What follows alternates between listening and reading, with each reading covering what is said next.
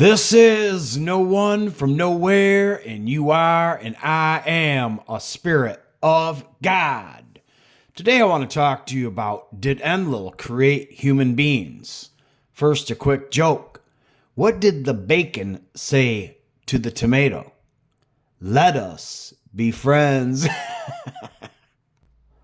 One biblical parallel to Enlil and the other Anunnaki gods, and remember, God in Hebrew means Elohim. Genesis 1:26 is a biblical parallel to the creation of mankind and humanity with the Anunnaki Elohim. Genesis 1:26, and Anunnaki Elohim said, "Let us make man in our image, after our likeness, and let them have dominion over the fish of the sea, and over the fowl of the air, and over the cattle, and over all the earth, and over every creeping thing that creepeth upon the earth." The Song of the Hoe is a Sumerian myth and is the first creation of humanity myth that our extraterrestrial farmer gods did grow. The poem is composed of the frequent use of the word al, which means hoe. The verb form and nouns also frequently start with or contain the syllable al or r, suggesting that the writer intended it for humor as a satirical or satire school text, or as a tongue twister. If repeated 45 times, it brings about a cosmological drama. The song starts with a creation myth where Enlil separates heaven and earth in the Dur-Anki, the cosmic Nippur, or garden of the gods.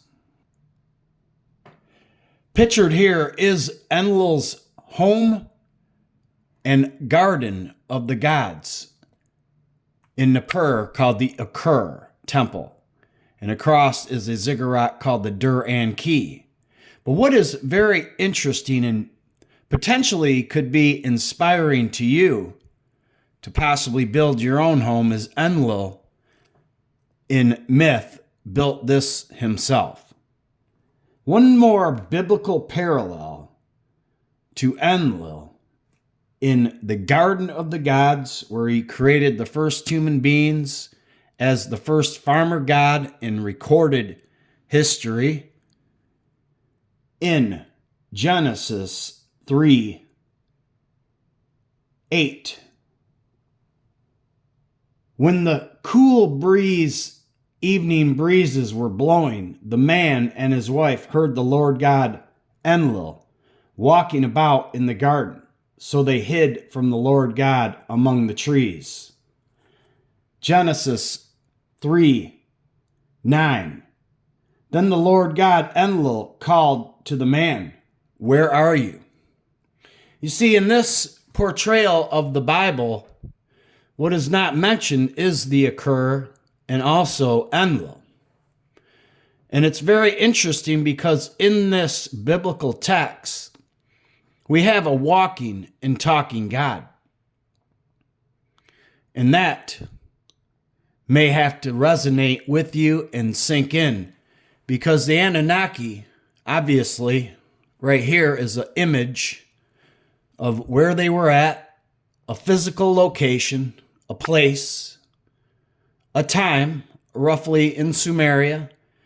And, there's other myths in non-recorded history, the Atlanteans, the Hyperboreans, Lemurians, all prehistory, but they're myths. But right here is the cosmic location of Enlil, where he was a walking and talking God right here on earth. And that may need to sink in and let that resonate with you, because it's very interesting. When I asked the computer, did Enlil create humans? It says yes, the Mesopotamian god is described as creating humans in multiple myths.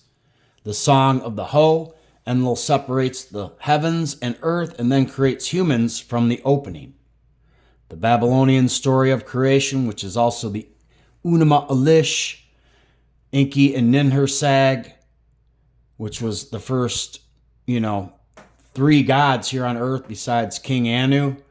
And that is like the first ever, trifecta is Enlil, Enki, and Ninhursag.